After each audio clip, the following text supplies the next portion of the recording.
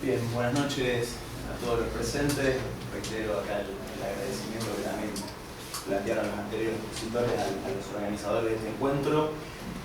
Para evitarle el disgusto a Rodrigo usar el rebenque del papelito de los 2 minutos, voy a avanzar con la mayor rapidez posible. El objetivo de mi exposición es plantear la vigencia del revisionismo histórico y su relevancia para el movimiento nacional justicialista, partiendo de un primer concepto, y es el concepto de historia oficial mitrista.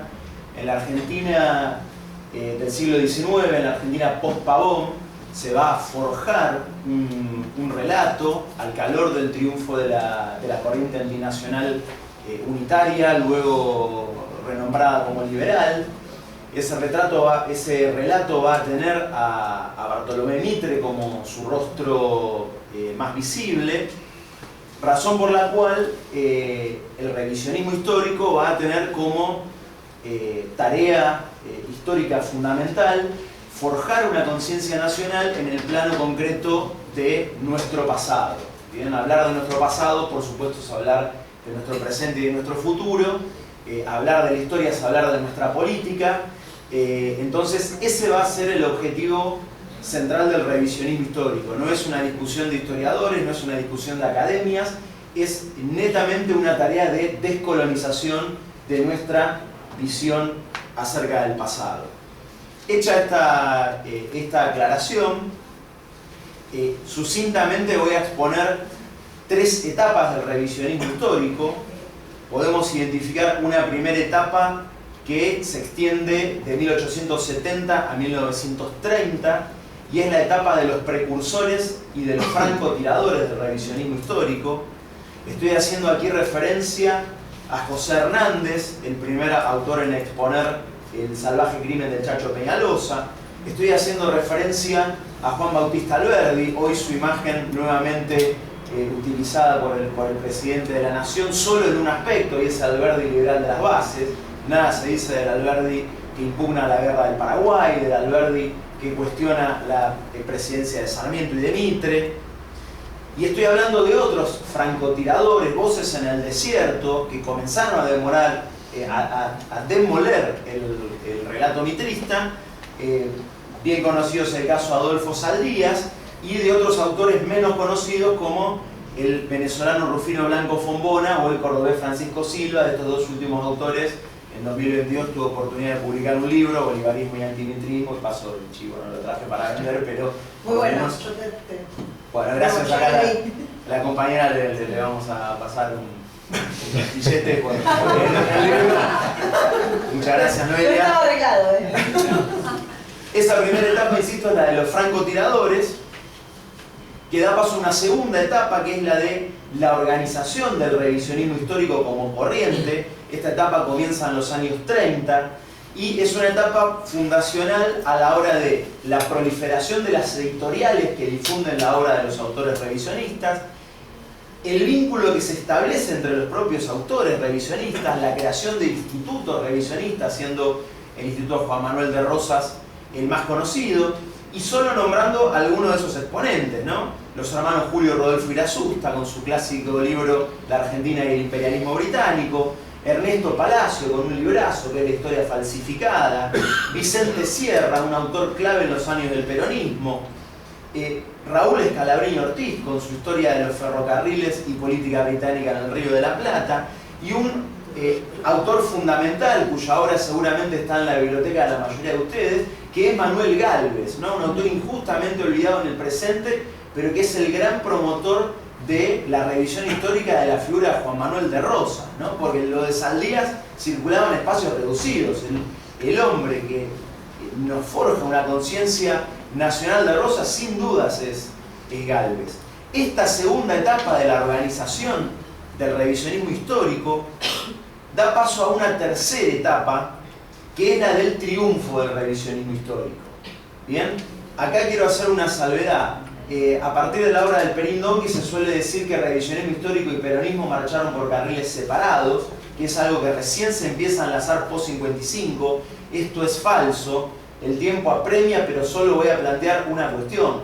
La primera vez que un gobierno acompaña el acto por la soberanía nacional en vuelta obligado, se produce en el año 54, sobre el gobernador de la provincia de Buenos Aires, Carlos Salvoé, primera vez que un gobierno nacional, un gobierno en este caso provincial, pero por supuesto con la adhesión del general Perón, acompañan ese acto que hasta ese momento era algo de pequeños grupos nacionalistas quienes llevaban adelante esa prédica. Entonces, la tercera etapa es la del triunfo del revisionismo histórico. Aquí tenemos autores fundamentales: José María Rosa, Fermín Chávez, Ortega Peña, Jorge Abelardo Ramos, Hernández Arregui. El tiempo no me va a permitir señalar los matices que existen entre la obra de estos autores. De modo alguno quiero ser reduccionista, hay discusiones en torno a determinadas figuras, pero es un momento donde el revisionismo cumple con creces su rol histórico, que es el de la formación de una conciencia histórica nacional.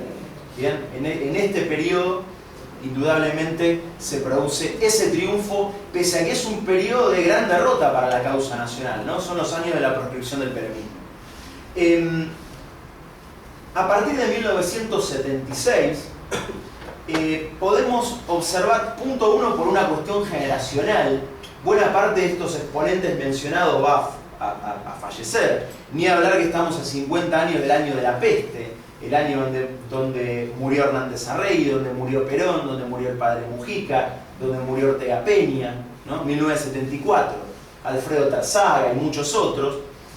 Podemos decir que a partir de 1976 asistimos a la consolidación de una nueva historiografía falsificada con dos vertientes. Una vertiente academicista, cientificista, que es la que expresan el romerismo y la historiografía de Tulio Alperindongui, y otra vertiente que es la vertiente historiográfica progresista, que es una vertiente que va a tener una incidencia, una inserción muy fuerte en el movimiento nacional justicialista y que creo que es momento de poner en discusión. A partir de allí proliferan diversas sonceras historiográficas que en cierta forma desmantelan esa conciencia nacional que el revisionismo primigenio tendió a formar. Solo voy a marcarlas como títulos porque no llego a desarrollarlos, ¿no? Algunas de esas nuevas sonceras que se difunden acríticamente son: la primera, la contraposición entre la figura de un Perón autoritario, un Perón filofascista y una Eva Perón revolucionaria, ¿no? Esto lo podemos condensar en lo que se conoce como el evitismo, ¿no? Expresión que ha hecho un daño enorme dentro del propio movimiento nacional. Primera vertiente, primera soncera historiográfica. Acá ya recibo el papelito del amigo Rodrigo. Segunda soncera historiográfica que debemos poner en discusiones: la asunción acrítica de la mitología del radicalismo, ¿no? Las figuras de Arturo Illia y Alfonsín como paladines impolutos de la democracia, algo que no se puede sostener bajo ningún punto de vista del peronismo. El tercer punto es la proliferación del antimilitarismo, que nada ha tenido que ver con la tradición histórica del peronismo. Alcanza con leer el histórico discurso significado de la defensa nacional desde el punto de vista militar. Y esa conciencia del antimilitarismo se vincula con otra soncera que ha tenido una proliferación enorme, que es la desmalvinización y la cultura de la derrota. Un último punto que marco: la consolidación de la leyenda negra en relación a la conquista española y la proliferación de un discurso indigenista pro-balcanización. A modo de conclusión, no estoy diciendo en modo alguno que el revisionismo histórico en el presente se ha apagado, sino que hemos vuelto a la etapa primigenia, a la etapa de los francotiradores, ¿no? Son enormes los autores del revisionismo contemporáneo que llevan adelante la prédica contra estos pilares de la nueva historia falsificada. Solo nombro algunos, que nadie se ofenda, algunos están presentes aquí. El profesor Pablo Schurman, de la Universidad de Rosario, el profesor Marcelo Gullo, también de la Universidad de Rosario y la Universidad de Lanús, Juan Godoy, que ha hecho un enorme aporte en pos de desmontar la conciencia antimilitarista. Ya está Damián Descalzo, también recomiendo la lectura de su obra.